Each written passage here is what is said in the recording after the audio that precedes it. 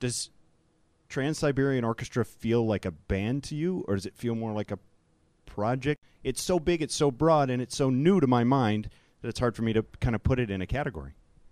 Feels like a band to me, I think, because you can't help but be a band when you spend this much time together on the road. And this is 8 years now that Al and I have been, out, and you've been doing it for 15. Mm-hmm.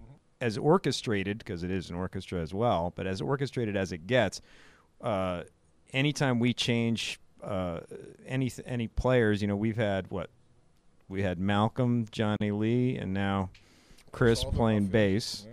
He's rehearsed with us before, but anytime you change any one member, it changes things. So you still feel like a band. It's not just like, it's not no kind of cogs in a wheel or anything like that. Paul O'Neill's, God, I love the man. I've known him for, probably 16 years at this point. Just a great guy. I got a chance to talk to him yesterday. He was telling me that Night Castle is getting very, very close. 90-page booklet, and giving me a little bit of this story and some of the scenes.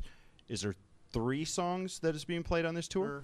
The opening of the show was a song called Night Enchanted, which is quite an epic choir piece. That one traces Camina Burana's on the new record.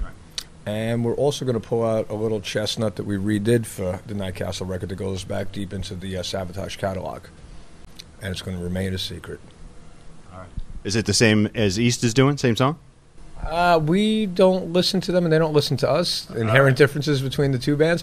But, yeah, it might be. I mean, I know they did a couple different things over there that we're not going to do. Okay, good. Sometimes you want to kind of, mirror image both of them. But, again, the inherent differences and characteristics of each band, because of the chemistry and the personalities, allow them to maybe go in a direction on 1 or 2 songs that we're not going to go, and vice versa. We have now reached a point where YouTube is 4 or 5 times the size of network television.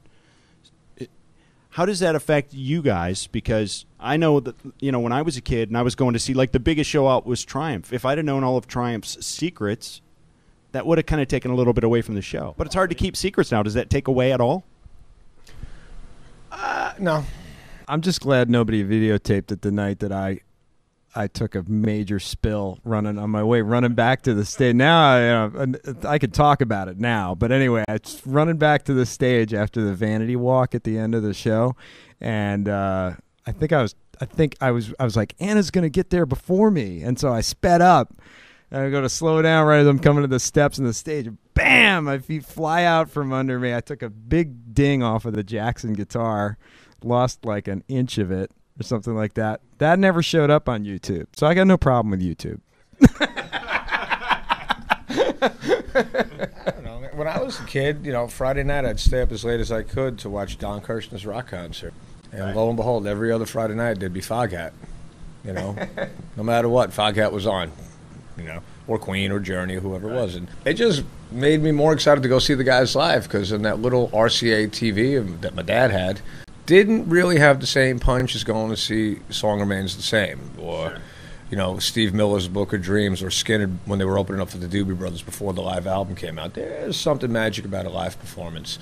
You go to a rock concert, you cannot replicate that. I don't care how big of a 5.1. I can watch AC/DC's Snow Bowl 100 times in my little home theater. My subwoofer, my satellite. No, dude. I opened up for AC/DC for an entire summer, and I just had to like this.